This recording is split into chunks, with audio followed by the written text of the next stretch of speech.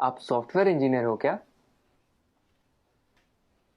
आप लोगों ने देश में कितनी तरक्की लाई है, सब कुछ कितना एडवांस हो गया है। थैंक्स। आप लोगों को देख के तो मैं एकदम हैरान हो जाता हूँ। आप कंप्यूटर में अंदर कुछ कोड करते हो और बाहर दुनिया बदल जाती है। इतना आसान नहीं है दोस्त, ये कुछ कोड का काम नहीं है, काफी मेहनत जाती है इसके पीछे। कॉम्प्लिकेटेड है, काफी कॉम्प्लिकेटेड। वाकई, इसीलिए तो आपको इतनी तनख्वाह मिलती होगी ना?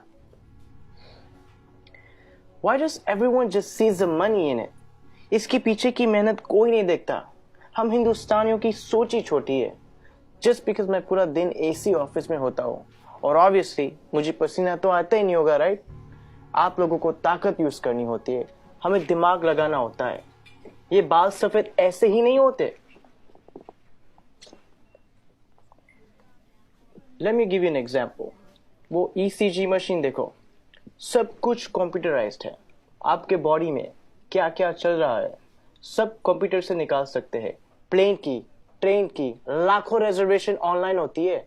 बैंक के ट्रांजैक्शन सब एक सिंगल डेटाबेस में। Data integrity, locking, data security. कुछ आइडिया ये सब डिजाइन करना कितना कॉम्प्लिकेटेड है? और आप कह रहे कि कोडिंग करना आसान है। आप ये सब कोड करना जानते हो? पहले करता था, अब मैं प्रोजेक्ट मैनेजर हूँ, मेरी टीम सब करती है।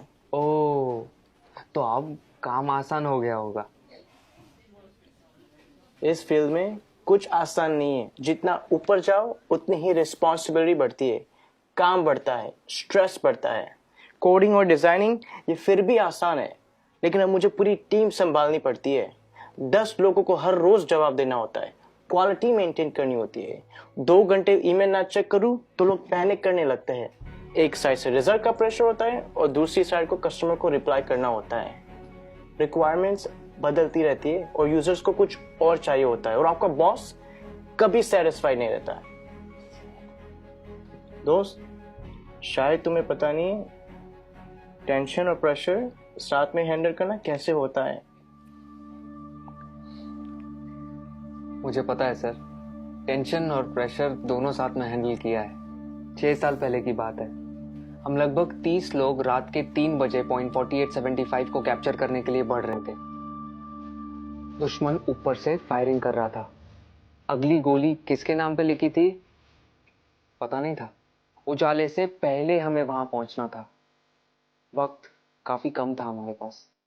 होश तो तब आया जब अगले दिन हम चोटी पर तिरंगा लहरा रहे थे, और तब हम बचे 30 नहीं, 4 लोग थे।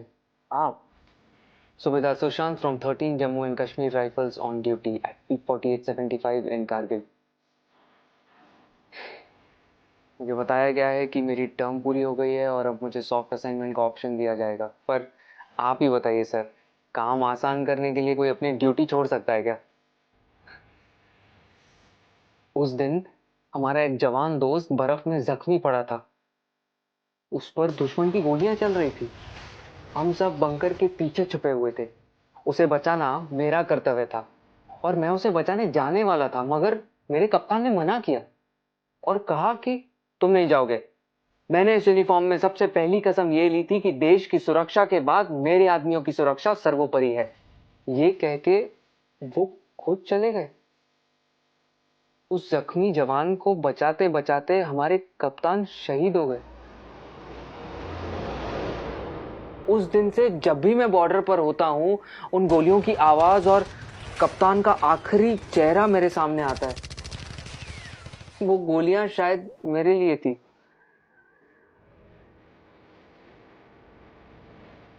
टेंशन और प्रेशर दोनों के साथ काम करना जानता हूँ।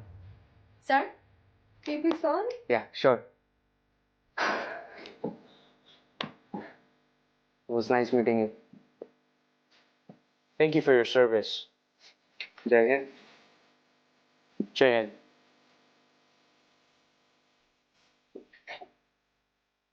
कभी खुद की जिंदगी से शिकवा होने लगे अगर, तो एक फौजी की जिंदगी के बारे में सोचना। खुद की हर मुश्किल आसान लगेगी। जो खुद की सांसें दांव पर लगाकर पूरे देश की सांसें चलाते हैं, हर वक्त जान हथेली पर होती है फिर भी हमेशा मुस्कुराते रहते हैं। जिन्होंने डर को भी डराया है और देश के लिए जीना क्या होता है ये इन सरहद के पहरेदारों ने हमें सिखाया है। तो अगली बार जब कोई चुनौती तुमसे तुम्हारा सुख चैन छीनेगी तो एक फौजी की जिंदगी के बारे में जरूर सोचना। खुद की हर मुश्किल आसान लगेगी।